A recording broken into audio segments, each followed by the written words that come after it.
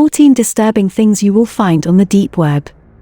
If you're not in the know, you might be asking, what is the deep web? Also known as the darknet, this latter term is, in fact, more accurate, and primarily accessed through the Tor network. The deep web basically allows access to the 21st century underground market. It's also an anonymous playground for content that's unsuitable for the clearnet, the everyday internet. It is largely untraceable, though not completely, and is perhaps most widely used for the sale of unmentionable goods and services. While these aspects of the deep web are unsettling in and of themselves, the deep web's reputation as a playground for hedonism, depravity, and nefarious or sinister acts is a bit unfounded. Aside from questionable content and sales, much of the content accessed via Tor is fairly innocuous. And yet, while they are certainly the exceptions and not the rule, there are a handful of deep web stories out there that manage to baffle, disturb, and even sicken. True, some of the more disturbing content on the dark web is the stuff of rumor and lore, but this doesn't make it any less creepy, particularly when considering that, while they have not been proven to exist, they have not been disproven either. Welcome back to another episode of Epiz Scary, bringing you the best spooky content on the internet. If you love unsolved mysteries, freaky videos, ghosts, and the paranormal as much as we do, then this is the place for you. Subscribe to the channel now, so you never miss any of our fantastically freaky uploads as soon as they are available. Let's get into today's episode. 1. Daisy's destruction. It's difficult to separate fact from the urban legend of Peter Scully's nefarious child videos. What is clear is that Daisy's destruction, sometimes called the destruction of Daisy, are extreme and brutal videos, available only in the darkest corners of the deep web, featuring Scully and various accomplices assaulting children as young as 2 years old, and in some cases, ending their lives. Rest assured, Scully is now in prison, and his videos are now the property of the FBI. Descriptions of his infamous works are available on the web, although most of the finer details may be mere rumors. 2. 8chan's Baphomet subboard. If you're familiar with Gamergate, you've likely heard about 8chan, the forum and message board site where anything goes, more or less. And if you know about Gamergate, you're probably all too familiar with the term doxing, a process of temporarily making certain individuals' personal information, home address, phone number, email, etc., available in order to harass them. The Gamergate controversy entails sexist gamers targeting women in the video game industry for this kind of harassment. The Baphomet subboard, hosted by 8chan, is the place where most doxing takes place, as it is seated within the darknet, and thus harder to trace. Users of the subboard go one step further by posting personal information for a brief period of time, then deleting it. This allows those in the know to obtain the information anonymously and use it to assail victims. 3. Cruel Onion Wiki. There's an old saying, if you can think of it, it's probably a fetish. This adage proves true for many deplorable and inhuman acts, such as the things happening on the Cruel Onion Wiki. It's a dark website that features scantily clad or semi-nude women crushing small animals, including kittens, under their feet.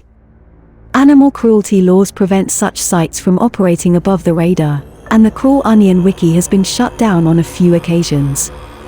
However, much like the rest of the darknet, the site always manages to resurface under a different name or URL. 4. Pink Meth. Fortunately, Pink Meth is a website that was hosted on the darknet, until it was seized by the FBI in 2014.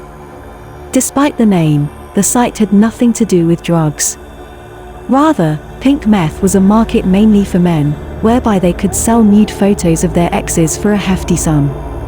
Pink Meth then posted these photos, alongside the women's names, home addresses, phone numbers, and any other information the operators could dig up.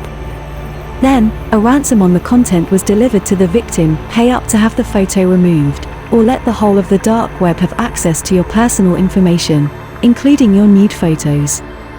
5. Violent Desires. The name of this forum, which is purported to still exist as of 2016, pretty much describes what you might find there: people sharing their most gruesome and brutal desires. Perhaps the most infamous example is a post written by an anonymous doctor who offered to manufacture living child sex dolls through a combination of torture, experimentation, and body modification. While it is likely that violent desires is mostly just fantasy, the Armene News cannibalism case, where a deranged man ate a voluntary victim he found online, arose from a clearnet, regular, everyday, internet forum called the Cannibal Cafe, where users shared their sexual appetites with one another. 6. Sad Satan. Reportedly only downloadable via the Tor network, Sad Satan is a perplexing and psychologically unnerving game with completely mysterious origins. The graphics, from a purely technical standpoint, are subpar, and the gameplay is seemingly pointless. You spend a fair amount of time simply wandering down surreal and abstract hallways. However, the screeching audio soundtrack, which sounds like the rejects from Lou Reed's Metal Machine music sessions, quite effectively crawls under your skin. There are also arcane hidden images and videos that emerge the longer you play, and clips that seem to hint at lethal acts being committed by people in masks. Is this all just random, atmospheric spooks, or is there a deeper meaning here? Sad Satan is no longer downloadable, but YouTube provides a glimpse into its truly unnerving gameplay. 7. Red Rooms. If you've seen the David Cronenberg film Videodrome, you understand the basic concept of a red room. Essentially, it's a live feed of people being systematically harmed in highly perverse ways. Some even speculate that, for a price, you can act as the director of the red room, and instruct the operator what to do to the victim. While most wouldn't admit to genuinely witnessing a red room on the deep web, the existence of such is not implausible. 8. Cicada 3301. No one is really sure of the purpose behind Cicada 3301. It's a group that hosts an annual, internet-based puzzle that involves mystery telephone numbers, voice messages, and GPS coordinates. Cicada 3301 dips into the dark web via the Tor network. Joel Erickson, the one man who came the closest to actually solving it, offers a thorough breakdown of the puzzle's intricacies and steps. Is Cicada 3301 a secret government recruiting tool? An anarchist or anti-establishment group looking for the savviest of members? Simply a hoax? The world may never know. 9. Human trafficking. Could you purchase a human being on the deep web? Some advertise just this service, as Vice Motherboard writer Joseph Cox reported in July 2015. He describes interactions over email with a group called Black Death, BD, who had for sale a woman named Nicole, with a starting bid of $150,000. After numerous covert attempts to see live webcam footage of Nicole and arrange a deal, BD and its site disappeared. As it turns out, BD was likely a scam operation, as the images of Nicole were apparently screenshots from an adult movie. This more or less confirmed suspicions of an unnamed tactical advisor from the National Crime Agency's UK Human Trafficking Centre, UKHTC, who noted that genuine sites are not as glossy as the images Cox discovered. This confirms that backdoor sales of living human beings do indeed happen, but anything an average person, or even a journalist, for that matter, stumble upon in their browsing of the dark web is likely fake, a means of taking your money and running. 10. Fake passports. On the surface, fake passport and documentation factories seem fairly innocuous compared to things like animal cruelty and nefarious videos, but when one considers that these forged papers could be purchased terrorist organizations in order to enter countries with tightened border security, namely, the US and the UK, the notion becomes rather alarming. In February 2017, a Daily Beast article reported on a document factory run by the Camorra, a Neapolitan mafia, who advertised their services on a website that was only accessible via the deep web. These passports are reportedly so sophisticated they easily pass as the real thing. There were also connections between this company and a string of arms deals carried out by known radical networks. 11. Hitmen.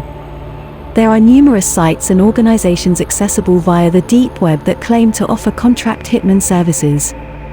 Of course, as many Reddit users theorize, these services are probably sting operations for the FBI.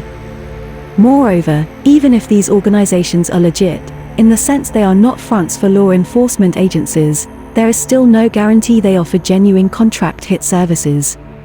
Because the deep web's major currency is Bitcoin, which is essentially non-refundable, the buyer's attempts to off someone may result in plain and simple bamboozlement. 12. Weapons.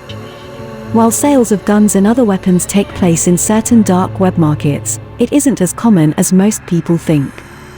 That's mostly because these items are tricky to send via snail mail, as opposed to drugs, which can be easily hidden when shipped in small quantities, according to Fast Company.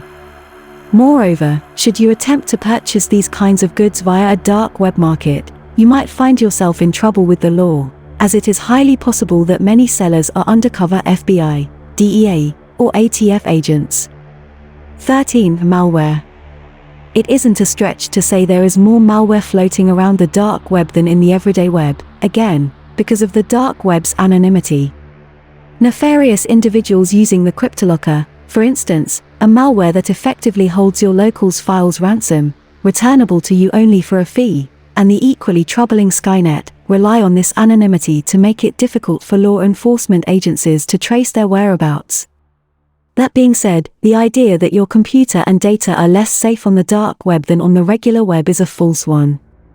You basically have to implement the same amount of precaution as you normally would, be extremely careful about what sites you visit and don't download anything unless you're absolutely sure it's safe to do so. Just know that going down the rabbit hole, so to speak, generally isn't as good an idea in the dark web as it is on the visible internet. 14. Drugs. Drugs are perhaps the most dominant commodity on the dark web, especially MDMA as well as LSD and its derivatives. They are easy to conceal and ship to online shoppers. But buyers should beware, not merely because the anonymity of the deep web increases the risk of getting scammed, but also because it is virtually impossible to know your dealer. This means the quality of products will certainly vary, especially when it comes to drugs that are unpredictable by nature. Take for instance the hallucinogen 25-INBOMe, otherwise known as N-bomb, which can be mass-produced by anyone with a passing knowledge of chemistry, and thus made poorly if the manufacturers don't really know what they're doing. This makes the drug particularly dangerous, even deadly. Not to mention it can mirror the effects of bath salts and potentially lead to rapid kidney failure. That brings us to the end of this video all about 14 disturbing things you will find on the deep web. What about the deep web did you find most disturbing? Maybe you've explored the deep web yourself and found some other disturbing websites. Get involved, and let us know in the comments section down below. If you enjoyed this video, remember to leave a thumbs up. Plus, if you want to see more awesome scary content just like this, subscribe to the channel and hit the bell icon to get notified as soon as we upload a new video. As always, thanks for stopping by. See you again soon, in the next one.